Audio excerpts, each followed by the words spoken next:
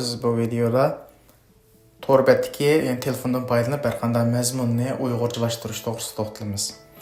2020-yil Google tarjimani o'zining mulozimatiga uyg'ur tilini qatqanlik uchun biz Chrome tor ko'rgisidan, ya'ni Chrome tor ko'rgisi Google'ninki mahsuloti. Biz agar telefonimizda Chrome bo'lmasa, Apple'ning app'ini Google'ning app'idan mush Chrome ikonini ko'rib turibsizlar.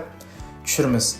Buning Google'ning mahsuloti o'g'achqa, buning yadrosida Google tarjima mulozimati qo'shitilgan, beritilgan. Shunga biz bundan foydalanib tor betdagi qaysi tildagi mazmun bo'lsa uyg'urchaga tarjima qilib olamiz. Buning to'g'rilik nisbati intayin yuqori. Buni ossak, masalan, Yahoo'ga chiqayli yoki har qanday tor bet, turkcha olamda, arabcha olamda qaysini chiqsangiz bo'ldi. Buningga o'ng tarafda mana shu chekni ko'ringizmi? Uni bosamiz, uni bossak, mana bu serial tizimlik chiqadi. Buning ichida mana bu translate, mana tarjima deganni tanlaymiz. Buni tanlasak, unda tiktok buning shakli bir kategoriya tanlash chiqadi. Buning ichida mana tishliq jahni tanlaymiz. Ondan bizga tanlash berdi. English deydi, chunki mana tor bekat ingliz tilida yozilgan.